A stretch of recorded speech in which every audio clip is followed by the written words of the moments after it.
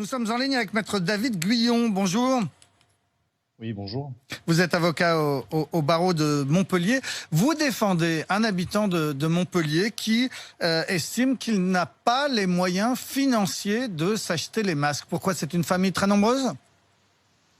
Effectivement, mon client est un père de famille de 5 enfants qui est marié et pour qui l'obligation du port du masque dans les espaces publics ouverts à Montpellier représente une vraie charge financière. Malheureusement, l'obligation n'a pas été suivie des moyens financiers pour soutenir cette famille dès lors qu'il faut des masques suffisants pour l'ensemble de la famille et que ces masques doivent être renouvelés de manière assez régulière dès lors qu'il décide d'une virée en ville. Alors, il a fait les comptes, je crois. Il estime que donc cette famille de 7 personnes, si on utilise 2 masques par jour, ça fait 14 masques par jour. À la fin du mois, ça fait combien? Alors, on n'a pas exactement fait les comptes puisque pour le moment, la solution qui a été trouvée, ça a été d'éviter finalement le centre-ville de Montpellier et de réduire finalement le changement des masques en remettant les mêmes masques que ceux qu'ils avaient mis le matin. Mais si on estime à peu près, grosso modo, ça fait quand même une augmentation de 300 à 400 euros par mois pour le budget de la famille. Alors, votre recours sera examiné par la justice au début du mois de septembre? Oui, tout à fait. Il y a une audience qui a été fixée le 10 septembre 2020. L'objectif de cette audience, c'est de demander la suspension des effets de l'arrêté préfectoral. La suspension, ce qui signifie que donc on met fin à l'obligation du port du masque dans les espaces publics ouverts et seulement dans les espaces publics ouverts. Alors, l'autre solution, ce serait de fournir des masques gratuits à ceux qui ne peuvent pas se l'offrir, hein? Effectivement, ce serait une des solutions. On a également d'autres arguments. C'est peut-être aussi de revenir avec un petit peu de raison et de garder le masque dans les moments où effectivement les gestes barrières ne sont plus possibles à mettre en œuvre.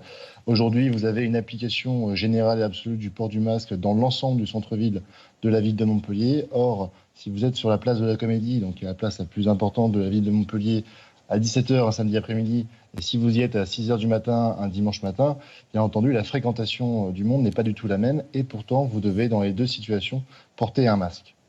Mais Maître Guyon, expliquez-nous, vous vous battez vraiment pour un père de famille nombreuse parce qu'il n'a pas les moyens de s'offrir ce masque, ou au-delà de ce cas particulier, vous vous battez contre l'obligation de porter le masque?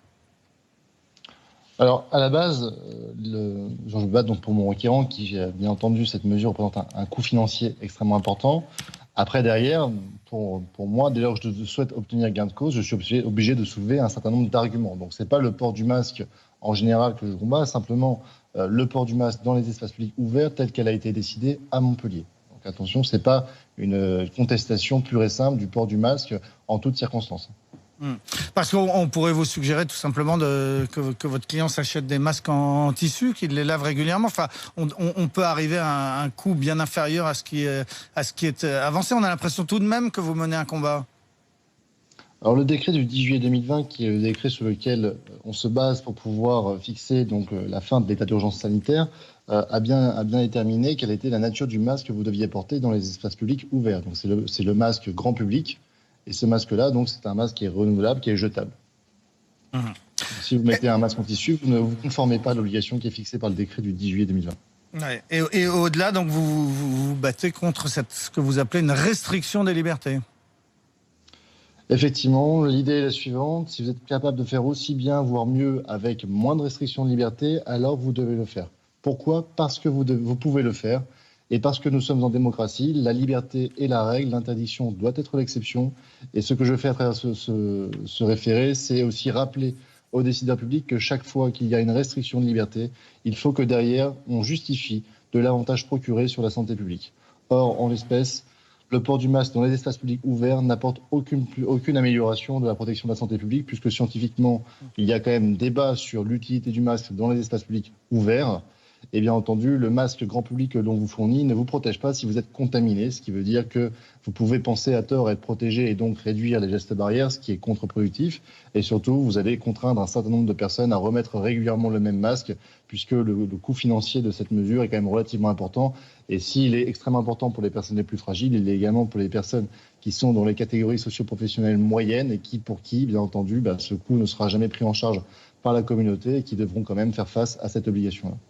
Ok, merci. On a entendu vos arguments, Maître David Guyon, donc avocat au barreau de Montpellier, qui conteste l'obligation de porter le masque.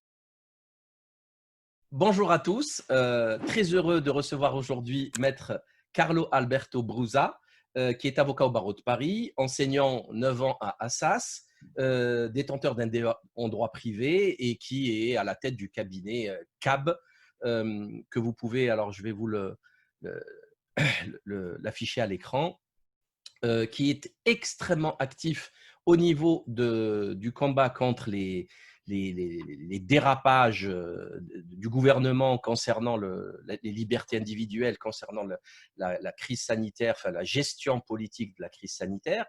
Et très heureux donc de le recevoir. Il est à la tête également, avec toute une équipe de l'association Réaction 19, qui, si je ne me trompe pas, vous êtes à plus de 2000 adhérents, c'est ça? Nous sommes maintenant à 3500 adhérents. C'est quelque chose d'extraordinaire et je vous dis sincèrement, tous les jours, je reçois les notifications des adhésions. C'est quelque chose de magnifique. C'est une évolution exponentielle très importante qui continue, je dirais, à confirmer l'intérêt que les gens portent aujourd'hui à travailler dans une approche qui est celui de réfléchir en utilisant le droit. Voilà. Tout à fait. D'ailleurs, je crois que voilà, je vous mets le site à l'écran. Vous pourrez jeter un œil et adhérer en masse. Pas payer et vous trouvez toujours que c'est des amendes illégales. Alors, quand toutes les amendes, je peux vous dire une chose que ma réflexion sur les amendes et les contraventions a commencé bien avant les amendes pour le problème du port du masque. J'ai traité déjà les problématiques lorsque les amendes à 135 € ont été envisagées et appliquées lors du confinement. Et déjà, là, j'avais dit, ne payez pas. Et attention, pourquoi j'avais commencé à conseiller de ne pas payer? Pour une raison très simple.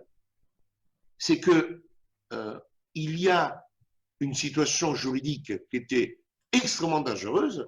C'est qu'au bout de 3 amendes, 3 contraventions, vous tombez dans le délit.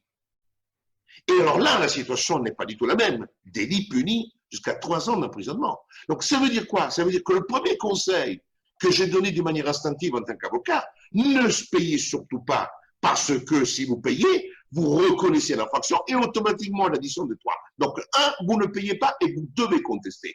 Et après, il faut trouver les moyens de contestation. Et quand je suis parti sur un deuxième niveau de réflexion, déjà à l'époque, j'avais dit que ces contraventions étaient illégales. Et je commençais à expliquer les motifs, etc. Pour rassurer les gens en disant, pas simplement ne payez pas, mais ne payez pas parce qu'il y a des moyens de droit pour les contester.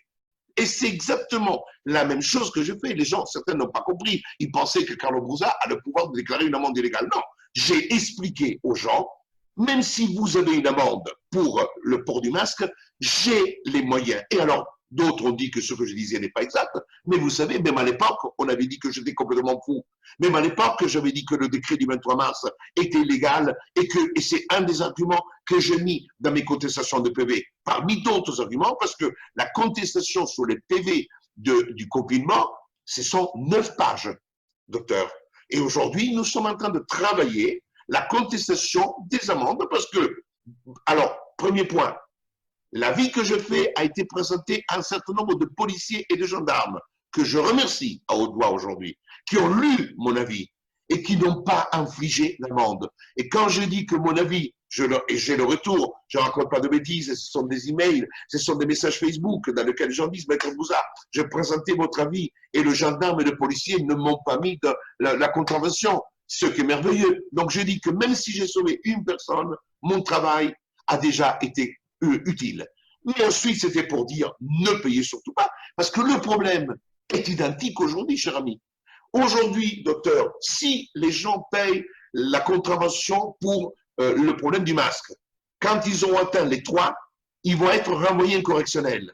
Je ne dis pas qu'ils vont être emprisonnés, mais je suis en train de vous dire qu'il faut contester parce que plus, il ne faut pas avoir peur parce qu'il y aura la cause et il y aura des moyens pour contester les amendes. C'est ça le message à donner. C'est pas Brusa qui va juger. Brusa ne juge rien. Brusa trouve, au lieu d'avoir des confrères qui répètent tous comme des cons, ouais, il faut attention à la mort. Mais moi, je ne suis pas membre du gouvernement et je ne suis pas membre du pass unique. Si vous aimez ce travail, abonnez-vous, appuyez sur la cloche et mettez un pouce vers le haut. Merci.